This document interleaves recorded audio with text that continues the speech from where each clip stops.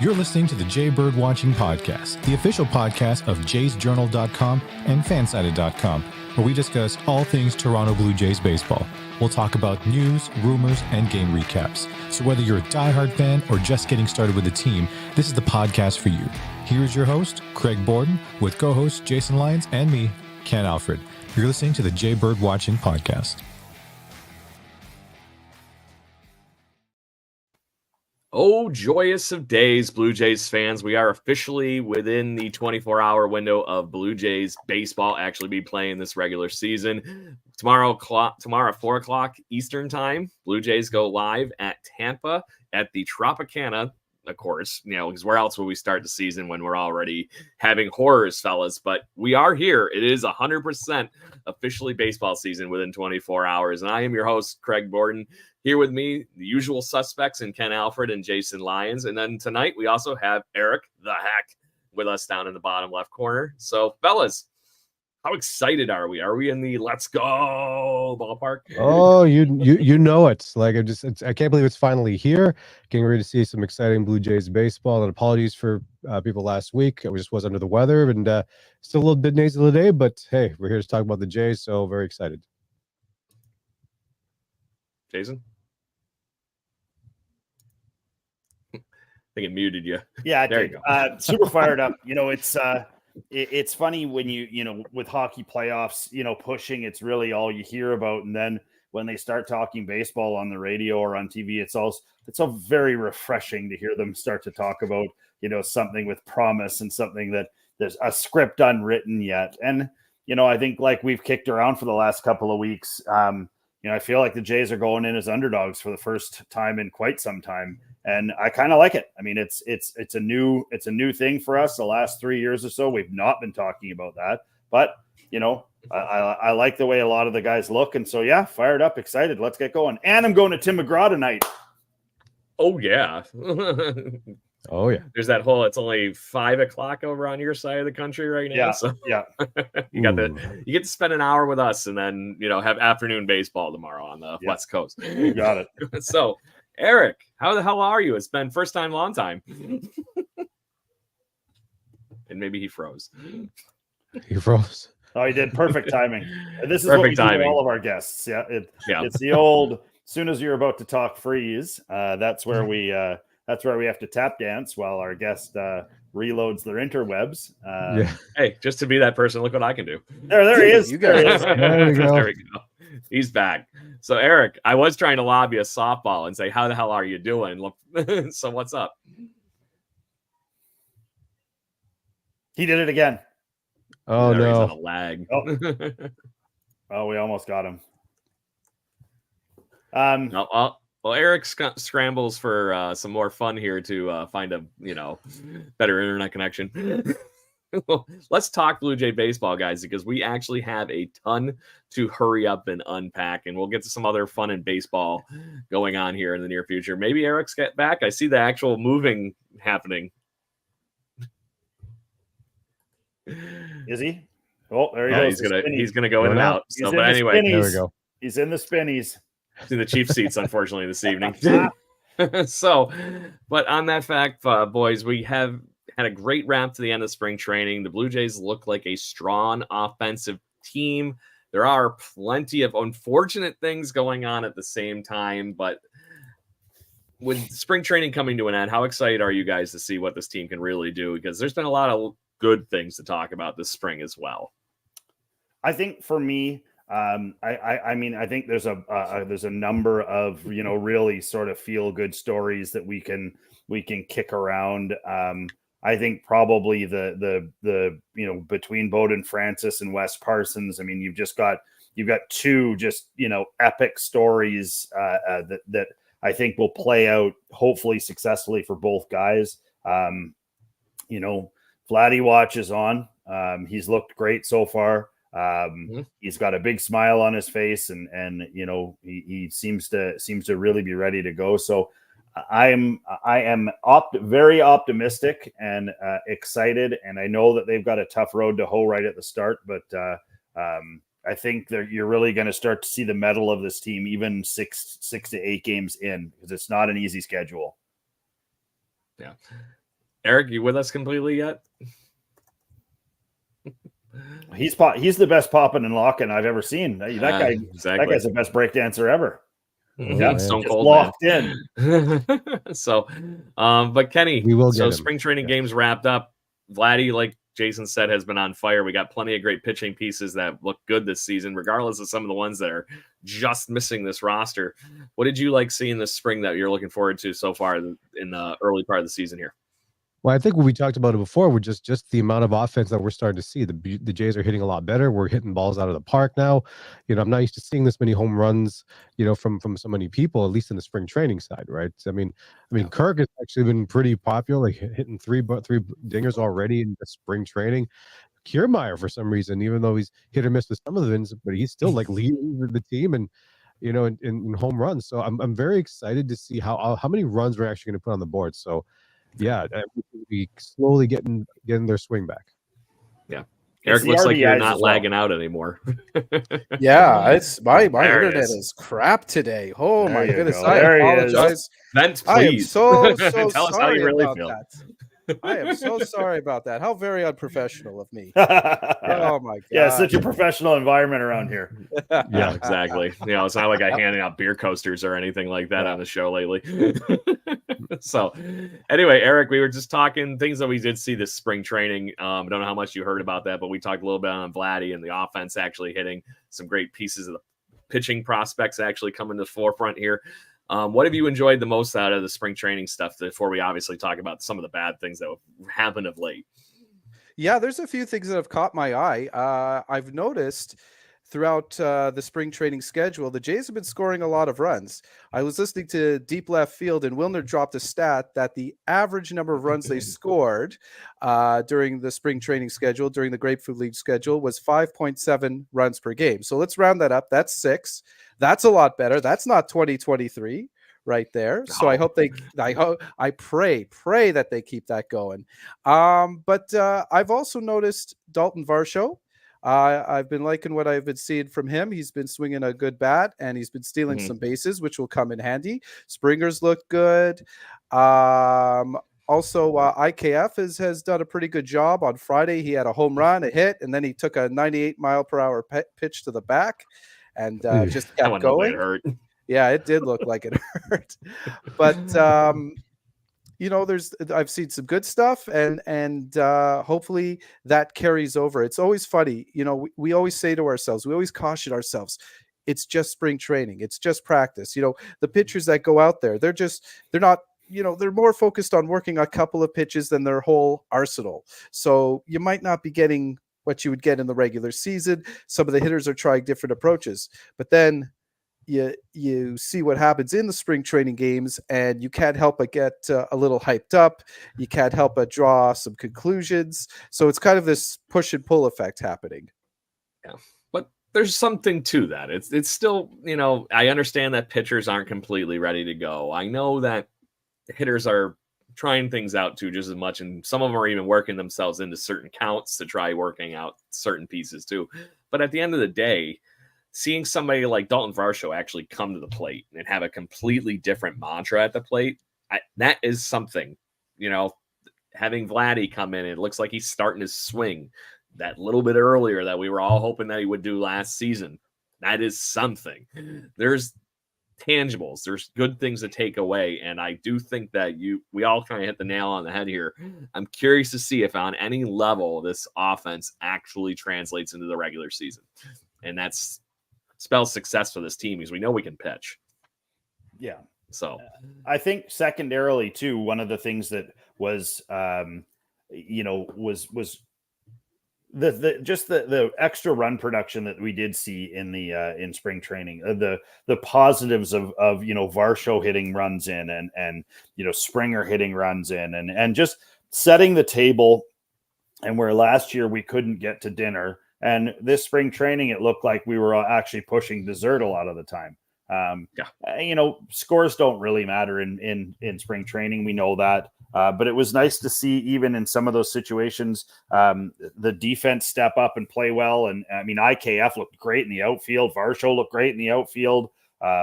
we might be moving our problem from second base to the outfield, but not the worst problem, So, if they can keep up that secondary run score, it'll be huge. Yeah. And I wonder how much of this is just the whole team is bound together. Outside of a few pieces like we were talking about in that conversation, this is a full year for Dalton Varsho with being in the system. He's gotten used to the Toronto vibe. He's gotten used to all these guys. He wants to make sure he puts his chip in piece. Okay, you get IKF comes in, but then you got all these veterans that came in along with Justin Turner, for example, right? And it appears we're very likely to be starting to see Joey Votto get in some games here in Buffalo in the next few weeks. So there's some other pieces here to this puzzle that still could be coming. The one thing that stood out to me was the right people seem to have gotten that mantra moving to where you were going there, Jason. Find a way to drive in the run. I don't care about hitting the home run. I don't care about getting to first. Find a way to get that guy over and get him in. And I wonder how much that's because of some of these new voices in camp and then some of the new coaches. That's the one roster that is solid right now, right? And I always forget that, and I'll bring it up here just so we can share it with everybody here. And that first off, we got DeMarlo Hale back. I thought that one was a big win for the Blue Jays for getting as far as their coaching pieces go. But here's the Blue Jays coaching staff for this season. And other than Don Mattingly having the most ridiculously long job title in all of Major League Baseball / football. Bench coach and offensive coordinator. Okay. So he's the traveling secretary to the traveling secretary. Bench coach to the bench coach and 15 other things. But I think there's a lot to that with these guys having defined roles. Last year especially, I know there was many people that were on this podcast, and Eric, I think you might have even been one of them, wondering why Guillermo Martinez is still the hitting coach with all the fun that we were having, or not, for that matter. Let's just say he's got reinforcements this year. Well, maybe it's just another approach. But besides the coaching staff, the one thing to remember as well is that for 2 straight seasons, they have gotten to the playoffs and they've gotten stuck in the mud and they've embarrassed themselves. So this year there's a lot to prove. And it's for lack of a better expression, it's a shit or get off the pot season. So I think they're all coming in, they're all focused, and they need. Uh-oh. Yeah, midpoint. Writing on it. And I'm back. I think you cut out a little bit in the middle of that. So yeah, I was just saying there's a lot at stake, and there's there's quite a few monkeys need to get off their backs. So I think there's a lot of that motivation going on besides sort of a different different voices and different approaches. Yeah. But I think that's part as far as, maybe something that Guillermo Martinez was pitching to, let's just say, Vladdy, maybe that wasn't landing or whatever it might be. Now you have a few other voices to be able to land, hopefully the right tidbit that'll unlock player X is potential at the plate in that whatever situation it is. And I think that does help. And then maybe having a better role for Mattingly as far as a defined piece other than a bench / whatever, right?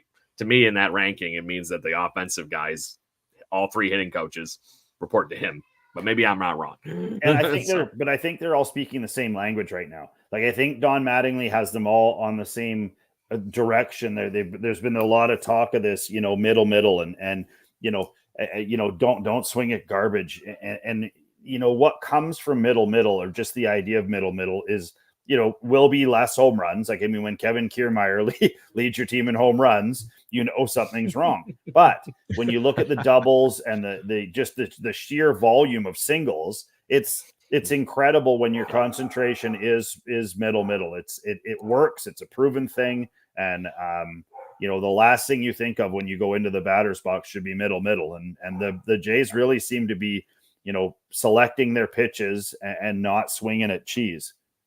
Yeah. The Blue Jays' top 8 hitters in spring training are all everyday players except Ernie Clement, but that one might also pan out to be an everyday player. But Bo Bichette led spring training with 20 hits, Vladdy with 19, Nathan Lucas, I missed Nathan Lucas in that list, and that's one topic I do want to talk on because I don't know how he's not on his team at this moment, but maybe something will change between now and tomorrow before the actual game. Ernie Clement had 17, then Springer had 17, IKF, Dalton Varsho, and Alejandro Kirk. So, and they're all batting above 300 with a minus of Varsho, but I'm looking right past the batting average with Varsho, seeing he walked 10 times this spring. Crazy. Him and Biggio. His eyes. And Biggio playing half the games. Yeah. So, Biggio really impressed. It was interesting to watch the last game of the season because it was a visitors broadcast. So, when I always find it comical when the other teams talk about the Jays, especially at teams that don't play them very often. So, they were unbelievably complimentary to Kevin Biggio about his spring training and how he stuck to it, and so he seems like he's a pretty an interesting choice around the league. They were talking about him having a breakout season and all the rest of it. So I hope he does. The old Cavo. Yeah. But and to that point, he's the only one out of my Lansing Lugnut hat that I have all three of their autographs on that hasn't just completely blistered anything yet. Yeah. So we'll see. So, but to that point, we've talked plenty on the hitting side. Let's talk the pitching.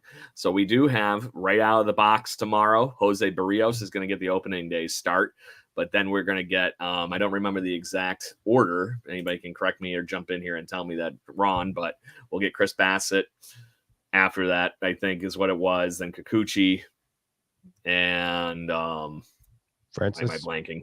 Francis and Gossman might be the fifth guy at this point because of his health, but he is throwing.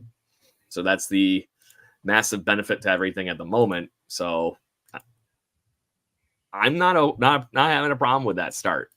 If it gives Gossman that little bit extra to get back into the point where we need him for obviously the whole season, I don't have a problem going through that for, an extra time and finding a throw-in guy here for the last one of those starts if you have to. You just got to get Goss healthy, and he looked damn good the other day. Yeah. Holy shnikes. 7 strikeouts in 3 innings of work? Yeah. Yeah. Wow. I think he's probably ready, but yeah, exactly. But guys, no, go ahead, Ken. So when did Gossman get hurt again? It was a few weeks ago. It was the beginning of March, wasn't it? Yeah, he pitched 1 or 2 games in preseason, didn't he? Yeah. Yes. And what exactly did he injure? I'm trying to find it. I don't remember. Shoulder. Oh my fatigue, God. right? Shoulder. Yeah. Oh my But God. I think it wasn't like a shoulder injury like I'm dealing with. I don't even think. Yeah, I don't even think he appeared in any spring training games. I might be wrong on that. You might be right. You might be right. I'm trying to find it. He might have been. What the Blue Jays do if they have a starter and they're facing an American, they'll have the starter pitch in the minor league game instead, or do simulated games. And I think it was in the simulated games or the minor league games where Gossman started to feel something. Oh, yeah, man. I think you're correct with that statement because like I said, I remember seeing a line on him, but you are very right. I think it might have been against the minor league stuff. So either way, to that point, that worked out pretty well if he's going to be able to come back and throw 7 strikeouts and 3 innings. We can use 7 strikeouts. So to that point, though, in the lieu of that, I think we caught a few guys that got actually are possibly going to be massively beneficial for the starting rotation for the Blue Jays this season. And I look at Bowden Francis, and we talked about him a few weeks ago, guys, that he was having a monster spring training. So 18 innings of work, a 3.38 ERA, and struck out 15 in those 18 innings. So things are moving, literally, for Bowden Francis. Does anybody want to point out what they saw from him or what they're excited to see if he actually just makes this a really hard decision for the Blue Jays in the 5th spot? Well, I mean, I love the guy. I think he's got jam for days. I've got nothing but time for a kid like that who wants to work hard and earn his stripes. He's never put his head down. He's never kicked rocks. He's always showed up. So for me, just to watch him work and watch his pitches start to finally work and start to finally really bite, it's awesome for him. And there's one other guy on the roster that hopefully we talk about a bit. I mean, we have to address the fact that Mitch White looks like a completely different human being. Am I wrong? Like, did he fly to another planet and go, oh, right, I'm a baseball player, and then came back? I mean, he looks At least he better found than, how to strike people out. he looks better than old Dodgers Mitch White, that when he came up, he was just whiffing people, and they were like, this guy's the next superstar, and then awful. But Yeah. You got to give credit where credit's due. Yeah. See if he figures something out this spring, Jason. You are 100% right that he could be a valuable piece to this team, or a worst case scenario is a good throw-in piece on a trade that gets you what you want. 100%. But he had 11 strikeouts in 18 innings. So, 14 strikeouts. The other catch is I was reading the flip side of this, which is the typical Mitch White. He walked 11 in those innings too. I was about to make that comment. I'm like, okay, he's like a wild thing. He'll strike you out or he'll walk you.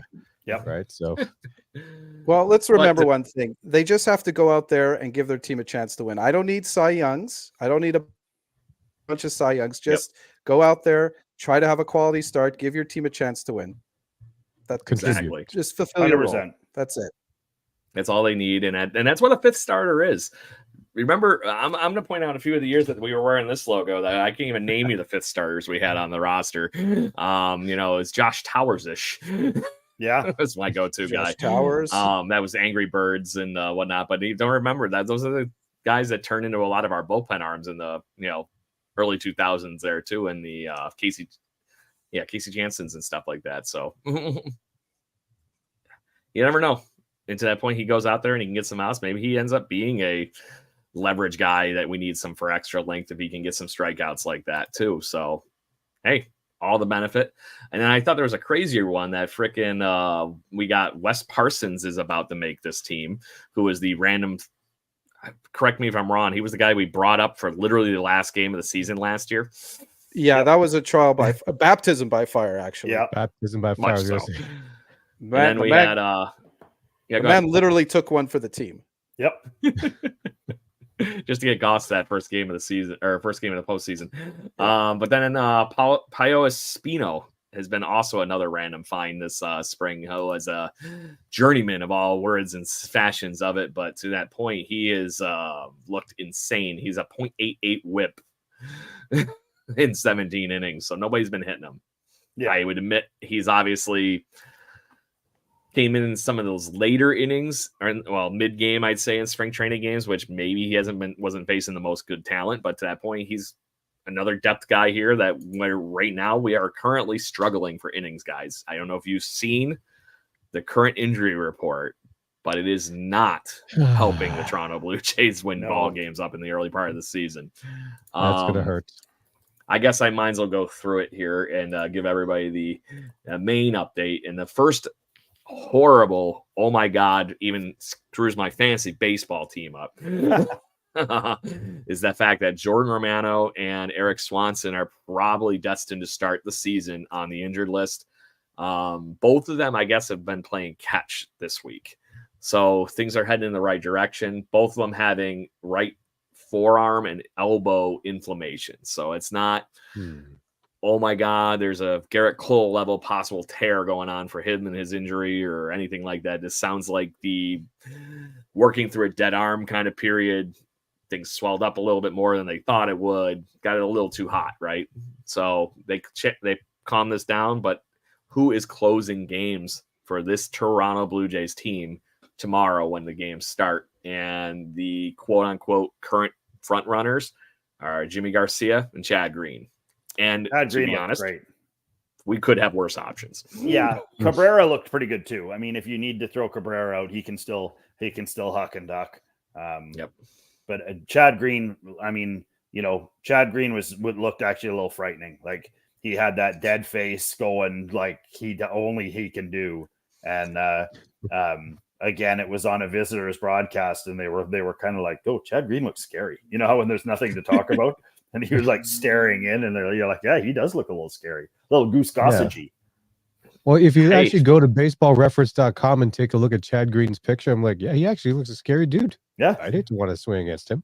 It's kind of that like, yeah, it's there. No expression. Hold on, I'm going to check this out right now. Yeah. Okay. Holy gee. Yeah, you know what? I just Googled his name, and like the expression on his face is You know, it's making me want to sleep with the lights on, boys. Yes. Yeah. He's under your bed. Chad Green is under your bed. He might scare you. There might be a fastball coming for your head. I wouldn't say it's John Roush scary, Oof. but it's getting close. It's close to that. Dave Stewart scary? Oh, the stare. I was the at goat that game stairs. that Roush was basically in restraints by John Farrell. So it was hysterical. I remember that well, Craig. That was. But he's what, like 8'4" or something. Compared to Farrell, he was a monster. It was Godzilla versus like the ant. And it was John Farrell and Don Wakamatsu having to hold the guy back. That was a classic. And I can't believe moment. they didn't. That was a great game to be at for being a Blue Jay fan in general, playing the Phillies on Canada or the day after Canada Day with Roy Halladay coming back, and Bautista hits a home run off of him. It got really heated in the 8th inning, and that's when that all transpired. It was just mayhem. Like I said, I was very happy that I had the benefit of being there for a change. Yeah, it was Halladay's first game back. I couldn't help it. I had to go. But that's where the Blue Jays bullpen is, guys. Obviously, we talked out the tipping point here is Gossman's coming back, but they're trying to stagger his start for the beginning of the season to hopefully give him a little extra time here to recuperate. My guess is regardless of anything that happens and how his progress is, that first start he's going to make is going to be on a pitch limit. And I would assume it's in that ballpark, and they're going to try ramping him up over the next few starts, which is exactly why you have the Wes Parsons, the Mitch White, or whoever actually on this roster, because you're going to need somebody to balance some of those innings out here in the short term.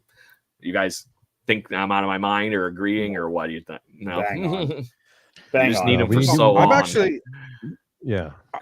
actually nervous about Gosman starting against Houston, because last year when he pitched against Houston, they whooped him. They cleaned his clock. So I hope history doesn't repeat itself this coming Monday. Yeah, that one can't hurt either. If he is in and out real quick, to your point, Eric. So at least then if we have to face Houston later on, you're not giving them a full vision of what Goss has got going on, right? Right. So yeah, we got to protect Gossman, man. We got to protect him, right? Because he's the ace. He is, and like you said, ramp him up slow. I think that's the slow and steady, right? Because we're going to need him for the rest of the season. Now let's keep in mind, not a lot of Jays fans fall into the slow and steady. Like, I mean, if they lose a couple right off the hop, oh my God! Yeah, I mean, calling for Snyder's head. That's the thing, right? 24 hours from now, gentlemen, 24 hours from now, we're either planning the parade or wanting everyone fired. Yeah. Yes. And Caught nothing in all. between.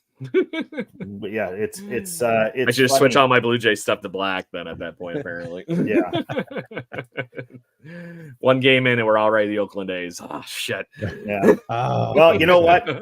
Every team is going to be at a win or a loss after the first game. I mean, it's just the way that it happens. And so hopefully, like I said last week, I'm hoping that they can, and I still feel strong that they can get 2 out of this. The Rays are, you think the Jays are beat up? Go look at the Rays.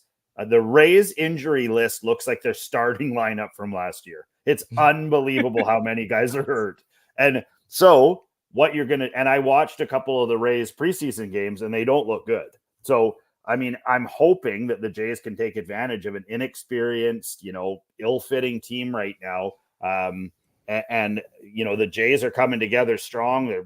They seem to have a great spring. And so, hopefully if they can get 2 or 3 and then start to move into that, what do they got? Houston next and then the Yankees after that, I think. Something like that. Yeah. Yep. So you're right. If you can go 500 in your first 3 series, I think that's a success. I think these guys should do better, but no one knows that those Yankees are going to look like they looked unbelievable in spring. And if they can keep that up, I mean, they totally change the dynamic. If they're the Legion of Doom, the evil empire, then everyone's scared. It changes everything. But if they suck, the scary thing for me was the fact that Giancarlo Stanton actually looks healthy. Yeah. For the Yankees. I don't know. I don't know. We'll find out. That's all like next week's show. Yeah, talk about that. Talk about it in a month. Yes. So because we are absolutely. doing this midweek show for opening day as a special deal, obviously, plus along with the fact that I was like near sick and dying the other day, we've been all apparently, even though none of us are any proxy to each other except for Eric, who's been perfectly fine. We've all been changing around schedules and sicknesses and horrible luck, whatever it might be. So to that point, though, we are taking on the Tampa Bay Rays. And Blue Jays fans, I see plenty of you in the chat. Please hit us up on the chat and the comments and wherever you're listening in on. Ask your questions, talk to us. We are happy to handle whatever topics you throw at our direction, as long as you're not just like trying to purposely screw with us. So And we're now okay that with I've that. invited you to do that, just go Yeah, ahead. So looking at the Arizona or the Tampa Bay Rays are always the continual thorn in the Toronto Blue Jays side. And I don't know how much of that's the actual fact that it is the Tampa Bay Rays, if it's the Tropicana shitty Thunderdome, whatever it might be. But we have no fun at the juice box. We've done that a little bit better in the last couple seasons. Eric, I think you actually wrote to this at the end of last season, or you were on this show talking with us about this. I know the Rays are hurt. I know they're beat up, but somehow that damn team always finds a way to win. Of course, it's the Rays. It's just their MO, their modus operandi. I just, but you know what? Okay, here's the thing. I know it's a bit of a house of horrors, but we've seen the Jays go into Tampa Bay and dominate. There are occasions. The 2016 season opener, the Jays went in there and won. They won their opening game. 2 years before, that was 2014, and that was an ugly game, but we don't have to think about that. It's just the thing is that huh? There's trauma. There's Dave trauma Pearson was really always good in that associated game. with Tropicana. Save the trauma for your mama. There we go. Yeah, now we get but blew up his internet. He struggle. Oh, yeah, you're good. Yeah, it's the House of Horrors, the Tropicana curse. Yeah, as soon as you start talking about these lousy, I don't know, the internet gremlins left. Yeah, the internet gremlins left Jason's computer in Vancouver and came all the way to me in Toronto. But you know what? Whenever the Jays lose at Tropicana Field, we're always going to be talking about the curse. And you know, when they win at Tropicana Field, no one's talking about the curse. So it's just a gimmick associated with the stadium. Mm-hmm. Yep. And to that point, I read some crazy stat that the Blue Jays have won their last 4 opening days. Yeah, it's true. Is that a true fact? Anybody? I haven't looked it up, but I'm like, yeah, they won in St. Louis, and they had that insane game against Texas. That was the last time Barrios started the opening game, and did make it out of the first inning, but they still won that game. Hell of a match. And that's why I'm probably thinking the opposite. 2021, they were at Yankee Stadium, and they beat Garrett Cole and the Yankees. And then 2020 that was in Tampa Bay as well. That was the first game that was in Tampa Bay, so they pulled it off. Biggio hit a home run. I remember Biggio hitting a big home run in that game. So keep the streak alive. Yeah. Yep. And it's always funny. Biggio hit another home run. You know, it's always funny. There's always a game early in the season that kind of dictates how the whole season's going to go. I don't know if you guys have ever noticed that, but it just something I've noticed over the years. I feel like game 2 against the Yankees is going to be somewhere in that wheelhouse, because we'll get to see what the Yankees look like. We'll get to see how the Jays play against them. The Yankees will have had a series under their belt already, and we'll start to see if the Orioles are real or a joke, and we'll start to see if the Yankees are real or a joke, and it'll start to formulate from there. But it's fun right now. You might have seen the reason I'm scared of the Orioles coming up on my headline thing behind me here. The new ownership thing is official. It's sealed, signed, ready to go. So the Orioles no longer have their no money throwing owner around anymore. They are a new ownership that is still even to the point where they have Cal Ripken's on the board of it somehow. And there's a lot of right baseball talent on that board. And you've seen what they've done with their minor league guys over the last year. And the fact that they sent Jackson Holiday down just screams the thing we've talked about on this show a million times with the years of control shit. But to that point, they have that already. They're where we were when we had Bo, Vlad, and everybody starting to get up and running. they throw a brick of money at it and keep somebody like Corbin Burns around longer, or any of those guys, or find something to complement him, we need to make sure we keep something level. And we talked about on this show, guys, we lost some stuff over the off season. Hopefully we made that back in the aggregate here, or the fact that we actually start hitting our way out of a brown paper bag, or at least living up to the back of some of their baseball cards. But maybe that's the other catch here. So I don't know what you guys think, but looking at this division, this is an intimidating division, as it always is. And it didn't get any easier. And I don't want to sleep on the Red Sox, but I don't see how in the hell Trevor Story is going to come out of nowhere and carry that team and hope their pitching works. But give me who you guys are afraid of. Is it the Rays? Is it the Yankees? Go around the horn. All the above. All the above. Ken's got all the above. He's not even going to bother. He's just going to hit the all button. I hate them all. Hate them all. Look, guys, for years and years and years and years, we've heard people complain about the AL East. The Jays aren't leaving the AL East. It's not going to happen. To be the man, you got to beat the man. So that's just there. Jays can't control what Tampa Bay does. They can't control what Baltimore does. They can't control what Boston and New York do. They can only control what they do. As long as they go out, get the job done, can't worry about what the other teams are doing. Yep. I'm with you on that one, Eric. AL Beast.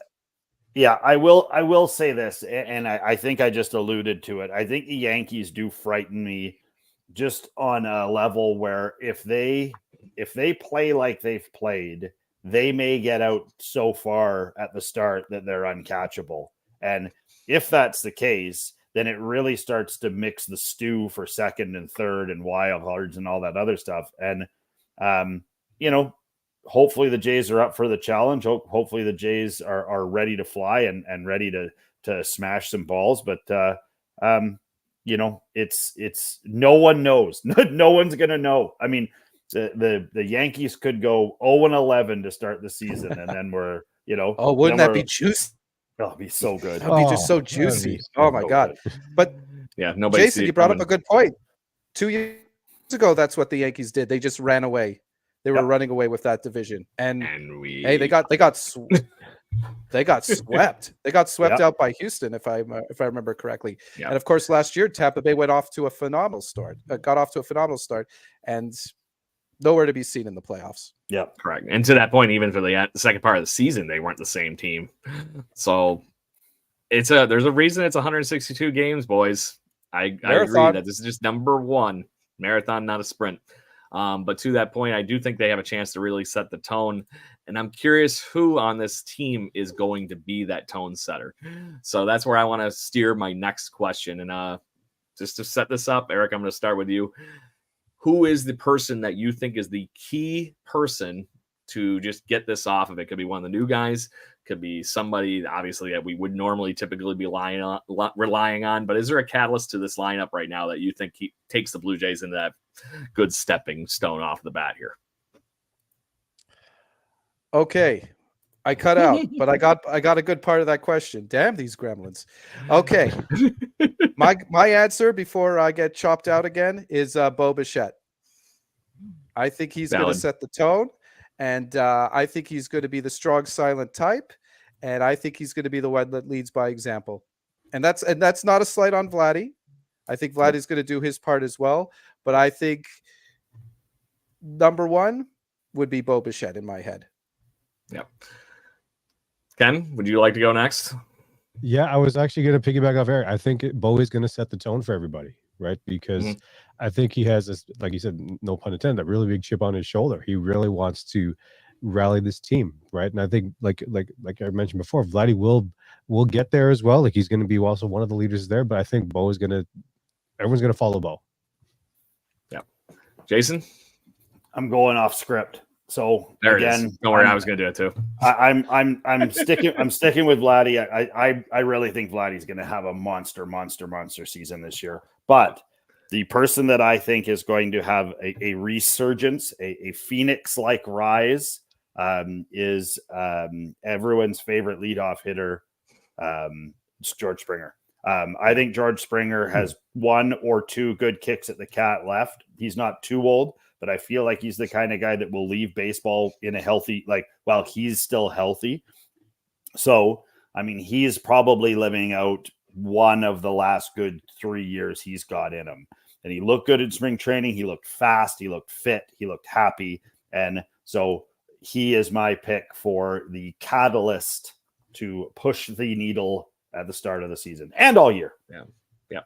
So before I go into the other thing that I think is going to be funny here that's been floating around in Blue Jays ether and news, I'm going to bookend this by saying I think Justin Turner is going to be the linchpin to this whole lineup, because those gentlemen that you all mentioned kick this lineup off. But if nobody's there to drive them in, this whole thing's a shit show.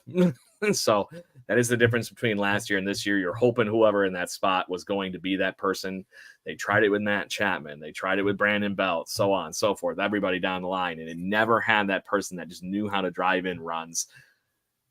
This is a guy that managed to drive in 80 runs in a shitty Boston Red Sox lineup last year. So I'm curious to see what could happen. I'm thinking that still sounds like a nice number for what he could do this year, especially what I've seen him coming in hot in this spring training. But there is potential there for him to have one of his quote unquote on paper best years with this lineup in front of him in this collective that can actually get on base if things go right. And he's going to be right in the damn thick of that. So, and I think he wears the wonderful new mantra that we've been seeing this spring to a T and literally on his jersey. So, So now I'm going to present you with my other fun question here. Where's my home run jacket, boys? I think something's. I think they've got something in the works. Like whether it is another jacket, I feel like when they started talking about it last year, I feel like management just didn't listen. And if we haven't learned anything by Mattingly with a beard, I feel like there's going to be hijinks and shenanigans. And yeah, I mean he looks awesome. He looks like the most interesting man in the world. It's great. Make baseball fun again, people. Yeah, he's good at. I think they're going to make baseball fun again, whether it's a hat or a jacket or something. I feel like to be the only team really that's not doing it is silly. So hopefully they find something fun. Hopefully they find something they can all get behind, and Vladdy's the catalyst for it. Yes. Oh, I'm pro jacket. I am so pro jacket. So I don't care what it is. I need Vladdy to have that thing that tips him over, because he's already number 11 on the Toronto Blue Jays all-time home run leaders. And the more I see a jacket or whatever celebration it is, that just means he's going further and further up that list. He's only trailing Ernie Whitt by 1 right now to get into that 10th spot. Really? So just saying. And no, he's been having horrible years. You know, he's only had one good season, everybody says. So hold on, 130 home runs. He's having bad seasons, quote unquote, because we put him on such a freaking high pedestal 5 years ago. Yes. So if he wasn't Vladdy, he's up there with the top shelf. If he wasn't Vladdy, that the numbers would be okay. But listen, we all want 2021 Vladdy. Maybe he just has to. Maybe he has to just envision that he's hitting in Dunedin and not in Toronto for every at bat. Go to his happy place like Happy Gilmore. Right? Yeah. Hey, did you guys on that? Have you guys seen that they're going to do Happy Gilmore too? It just got approved like a couple of weeks ago. No, I swear to God, I can't believe that you brought it up and you didn't know this is happening. So I did know the best part about the whole thing. So Shooter McGavin's in, Happy's in. Do you know who is going to play Chubbs Peterson's grandson? Oh, I did see it. Who the fudge was it? Tiger Woods. Tiger Woods is going to be in the movie as Chubb Peterson's grandson. Like, just make it now. Tell me how much I have to pay to go see it. Yeah. Tell me how much I have to pay to own a DVD of it. Whatever. Yeah. Regardless of this whole thing, it can't be the worst sports movie ever, because worst case scenario, there's always still slap shots too. Yes. Listen, you know what? Tiger, unfortunately, he's been ravaged by injuries. Maybe acting. That's a new lucrative field for him. I mean, look at Ice-T. Academy Awards. Let's go. Like guys who had to give it up. Ice-T couldn't rap anymore. LL Cool J. They went right to acting very poorly on TV. So I mean, maybe Tiger's got a chance to. Jason Stratham, he was brutal as well. What's the Oh, worst boy. thing he's going to do? He's going to show up and go, it's all in the hips. Yeah, it's all- exactly. And they'll make a couple Give of him some Waffle shit. House jokes, and he'll be done with it. There we go. Here's your branding. Writes itself. So, but on that note, like I said, I think you guys are perfectly correct. There has to be something here. It brought the team together those years. Like I said, it doesn't have to be the home run jacket, as much as I think that was still one of the coolest celebrations in all of baseball. Everybody else has got a fucking helmet, a trident, something you hold, or the spinner you have, whatever it is, right? Laundry cart. The laundry cart. Love the laundry cart. cart, Really? whatever it is. That one was Okay. one of the more unique ones, and it had that little bit of class. It's like, yeah, that's right, I did that. Very James Bondish. Maybe they need to take a page out of Jose Batista's book, because every time Jose Batista came back to the dugout after hitting a home run, he literally had a secret handshake with every single player in the dugout. And maybe that's Oh, just what they yeah. need to do. All kinds of different handshakes. How do you remember them all? I It's don't like- know. I was about to ask that, Jason. How do you Like- remember all of it? Practice makes perfect, I've gentlemen. seen some elaborate ones too. Like Vladdy and Bo used to have a good one, and Vladdy and Springer used to have a good one. And I mean, Oh, man. I would think. that you'd even be- the ones that were simple, like back then, they walked up to each other and did High like, fake five. punch to each other. Yeah. Yeah, high five. I like. So, speaking of movies, that should Actually, come to think of it, the Astros had a pretty cool one where guy would come back to the dugout. Sorry, I'm bringing up the 2017 Astros, by the way. Sorry, That's everyone. Yeah. Sorry, everyone. But someone would do something really special. Come back. Special. Okay. Yeah, really I special. couldn't get through that sentence. Okay, someone comes back to the dugout after doing something. They all high five, and then at the same time, they all look in the camera Yeah. at the same time. Oh, Like one of these okay. Yeah. kind of things. Yep. There's another good one. They Yeah, know where the that was hard a good cam one. is. Got it. Which was funny enough. That's exactly what the Blue Jays were doing to an extent with the home run jacket too. Walked right down where the Hazel was, and Hazel's sitting there going click, click, click, click, click. And Or why wouldn't you walk take over to Hazel? take a page out of Teoscar Hernandez. Take a Yeah. page out of his Seeds. book. Seeds Dump everywhere. those seeds. We do it. It's raining seeds. So, but I Yeah. do think that it's those stupid little things that go together. We've talked on with the three of us, and Eric, I think you've been in on some of these conversations over your tenure here and jumping in and out of the show. Those little chemistry things. Those are the difference between having a few less bad days. That if you have something like that, when finally you get that little thing to go in the right direction when you're having a bad luck streak, that gets the team going again and gets everything back in click, So those are the kind of things that, for all I know, maybe that was the difference in the world of making up 3 of those losses last year or something like that. And that would have made the difference in the world. It's silly little things like that. This is a game of stupid superstitions, good luck, and 1,000,001 things. So the fact that this is a sport that we all love, that literally the best players in all of baseball history only get a hit a third of the time. So it's those kind of things. You need something to be that tip over to the other direction. And I think this is a key piece to where this team finds their identity. It adds flavor. It Yeah. adds flavor to the sport. There's nothing wrong with that. No. Correct. And it's better than being Tim Anderson spiking the baseball bat into the opposing team's dugout and or whatever it might be. So we need characters like Tim Anderson.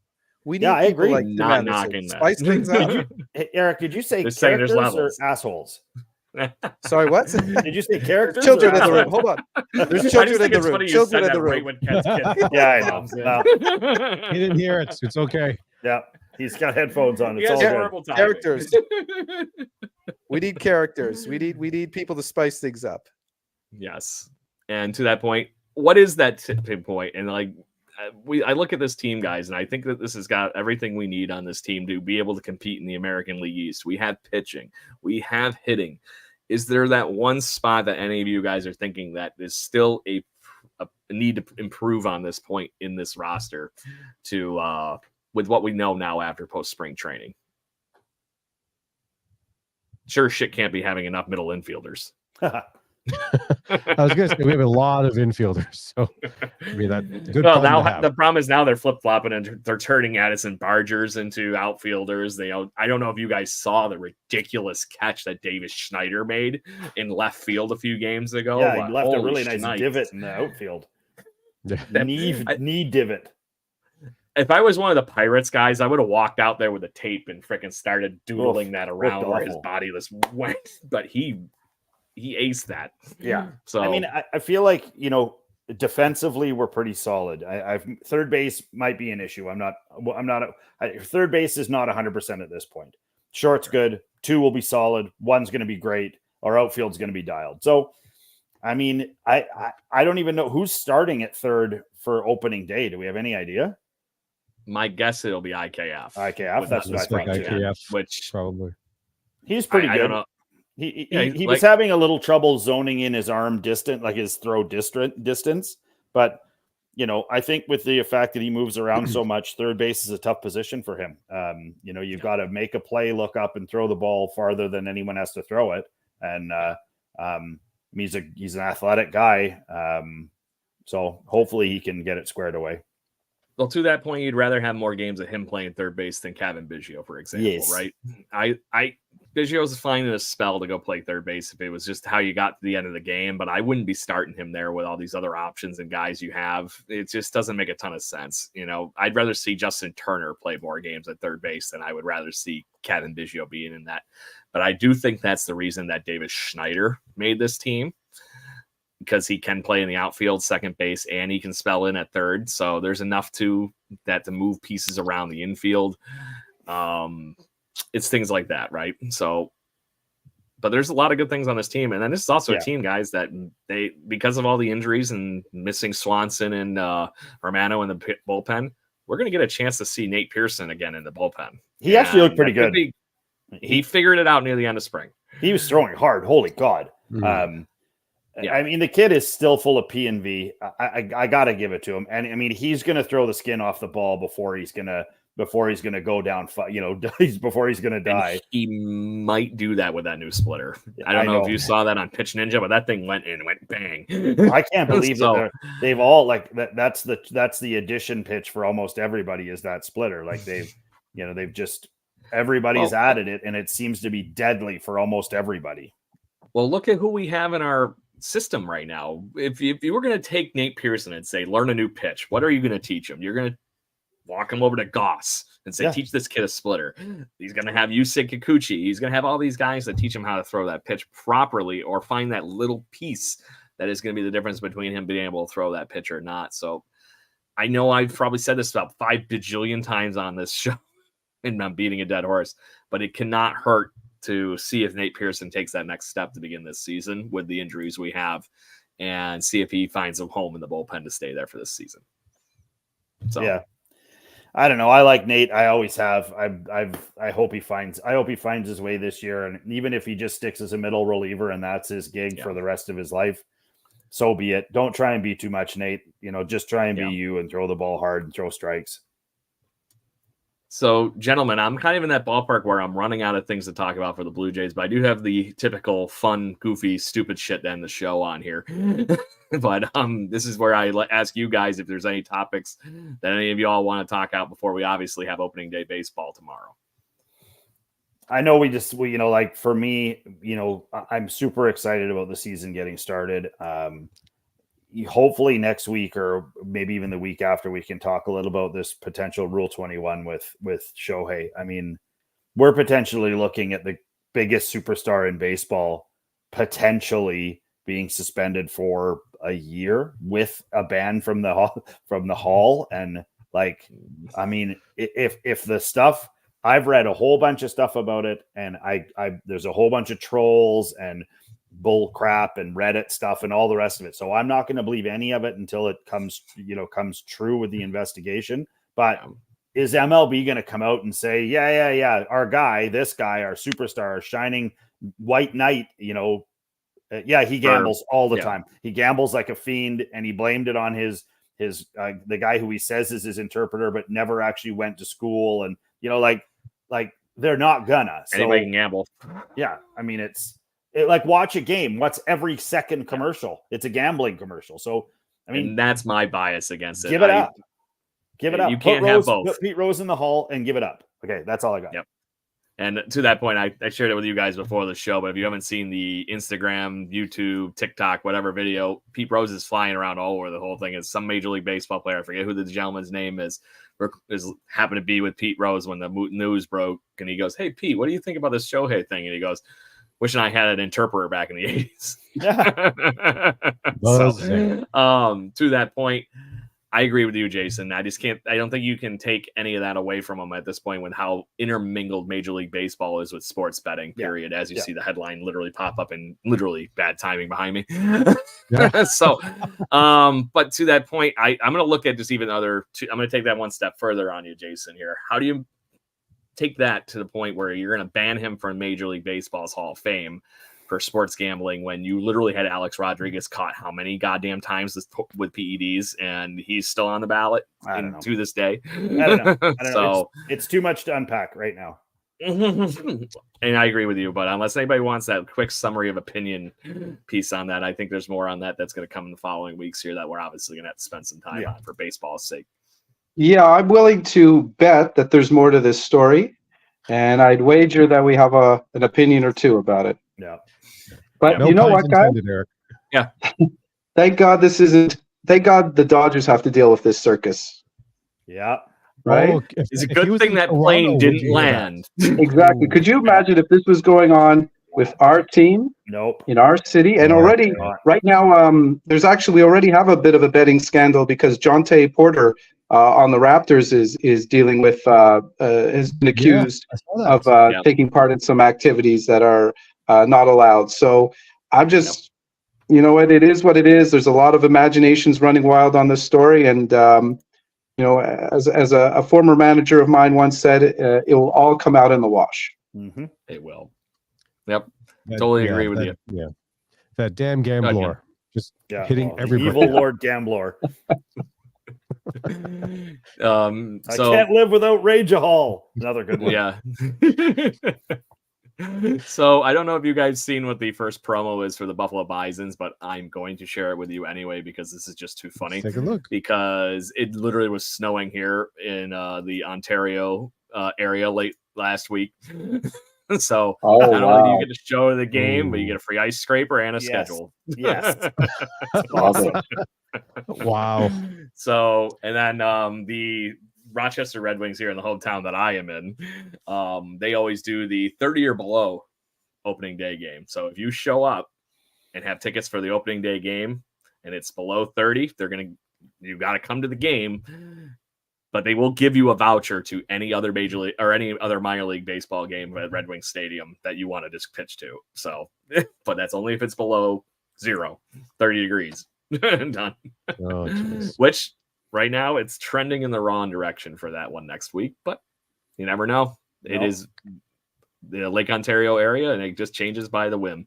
There's this, I can't remember what stadium was, but I saw a thing the other day where there's a stadium that's going to do all you can eat seats. Like you buy Miami. I heard that was Miami. All you can eat. So you buy the seat and it's whatever, $60 for your seat, and it's as much as food as you can smash in your fat gullet. Seat. Oh my God. I was thinking like you actually ate the seat there for the way you mentioned that. Like it's like a freaking taco.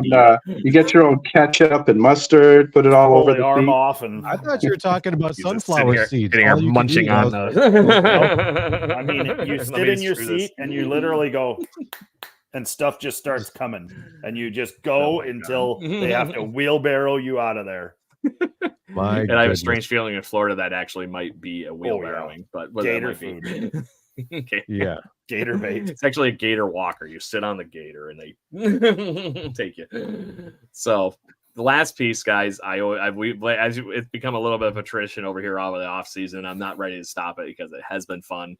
I found an all-time great baseball blooper for us to finish on this evening, and it's because we're going to be playing the Yankees in the first season, and I got to make fun of Paul O'Neill a little bit. So if anybody hasn't seen this highlight, he completely boots this ball and literally boots it. But he actually keeps the runner from prancing home. Yeah, that was awesome. There's no rule in baseball that you can't kick it, right? Nope, none. But they slow this down to the point where this is a full punt. I was going to say, I mean, he was playing a little hacky sack with that thing. I know. I know, right? Athletically, it's outrageous. Like, I mean, for Here's him the to be best able view to of it. bobble it and then put a good sort of messy boot on this thing. Boom! Look at that. Solid. Yeah, he could kick for the Bills. Like a young Pele out there. Yeah, exactly. But this is the part that kills me. That third base, the guy who was rounding the bases from second, he's bobbling that ball. He has no reason he shouldn't have been running home, but then he just gets enough to this to get it to the first baseman. And like you said, it was a full perfect punt to the first baseman. Yeah. So have you guys ever seen anything weird like that in the midst of play, Little League or goofing around, any fun shit like that? I've never seen anybody full on outside this highlight whack and kick a baseball in the perfect direction. How about the guy that they gave up the inside? Pittsburgh gave up the inside the park home run this year in spring training, and the shortstop's running out to catch it, and he dives and scorpions the ball into center field, and they're all looking at him like, "What have you?" And the ball's just rolling. They're all standing around him, and the guy basically walks home. It's pretty awesome. Boy. Yeah, I forgot. I actually, funny enough, showed that highlight a few weeks ago. So, Jason, thank you for making sure I have my fact checking and my bullshit. For all those people out there that say I'm not paying attention, I'm paying attention. I forgot that we had you as when we brought you on the show. We hired you as the cryptographer of the show. Yes, very cryptic. Doing nothing but a chronological bullshit of Craig's terrible sayings and highlights. So, Eric. We're at the end of the show. This is your moment to shine. Give us your shameless self-promoting before you wander off and tell the Blue Jays fans where they can find your fun stuff. I've seen you have a couple of great articles lately. Thank you. Okay, two things I just want to say. First of all, my blog is called Definitely Not Jays Talk, dnjt.wordpress.com. I'm available also on Twitter at the Heck, THEHEK. Next article is going to be coming out not this Friday, but the next one. And I'm going to be, I'm an Ernie Clement man, and I think he's going to be the next kind of John McDonald, not in terms of the type of player, but sort of the cult following. So that's basically what I'm going to be writing about. And again, thank you. And I do apologize for all the internet gremlins. I actually switched to my phone, which seems to be a much better option. It's actually more stable. Oddly. One important thing I just want to say. This is going to be the first opening day and the first Blue Jays season without Liz Holmes, who we all knew on Twitter. She went by Biggles14, and unfortunately, Liz passed away suddenly last October. And she was a very beloved Blue Jays fan. She was great with all the writers, the bloggers, the podcasters. She was a great supporter of all of our work. And she had so many friends in the Blue Jays Twitter universe, and it's a loss that we're still feeling. And it's going to be very strange not seeing her at the games, not seeing her photographs, not seeing her pictures with the players. And just tomorrow, if you can, just take a moment of reflection, think about Liz, think about her family, and she would travel to watch the Jays. She would always go to spring training. If she was still here, I'm sure she'd be at Tropicana Field tomorrow. So we're thinking about Liz, and we're thinking about her family. And, she was the hashtag after she passed away was Bringer of Kindness. And it was quite true. So thinking about Liz, and go Jays go. Yeah, 100%. Totally agree with you on that, Eric. I had the pleasure of meeting Liz funny enough, in spring training, and I ran into her at the flight deck one of the times I happened to be up in Toronto, and she recognized me again, had a great conversation, goofed around, had some fun, and the hashtag couldn't hit perfecter. It was 100% correct. So very, very good words, and thank you very much for bringing that up. We've tried to get her on this show a few times. Unfortunately, at the end, times this didn't pan out, so it is what it is, unfortunately, but best of wishes to her and her family. So anyways, boys, anything else we want to talk out last minute here? I gotta get my country on. Let's go. There it is. Good deal. All right, boys. Very Mark Burley of you, by the way, Jason. Thank you. There it is. So on that, make sure you tune in, everybody. We're going to be talking possibly a new night with this gang here because we unfortunately can't have fun with scheduling lately. So we're going to see what happens. I will make sure I update the Twitterverse, TikTokverse, whatever the hell you want to call the world that is social media, of where we're going to be once it comes Blue Jays season here. But get ready, Blue Jays fans, for a wonderful upcoming season. And we're going to be here with you at jbirdwatching.com and or not jbirdwatching.com, here at jbirdwatching and jaysjournal.com. Make sure you tune in Friday evening. So we're going to have our next winner for our TikTok, hopefully empire growing here so we can get the live shows. Mailing out our first gift here to, funny enough, a gentleman in Milwaukee who apparently is going to like some Blue Jays stuff. So we're going to make sure we have that. He was our first winner to actually claim the prize. So make sure you, if I message you before the show on Friday, tune in so you can actually find out what you won and prove to me you're 18 years old, and we'll go from there. So, and on that, we'll be here every week, and wherever you can find us for doing our stupid shenanigans on social media. Make sure you have some fun. Until then, 2 claps and Ric Flair, and let's go Blue Jays, boys. 1, 2, 3. Woo! Let's go Blue Jays. Go Jays, go. Thank you for listening to the Jay Bird Watching Podcast. Please follow us on Facebook, Instagram, Twitter, Twitch at BirdwatchingGC, and our YouTube channel. If you want to support the show and get extra content, please consider joining to our Patreon at patreon.com/birdwatchinggc. Go Jays, go.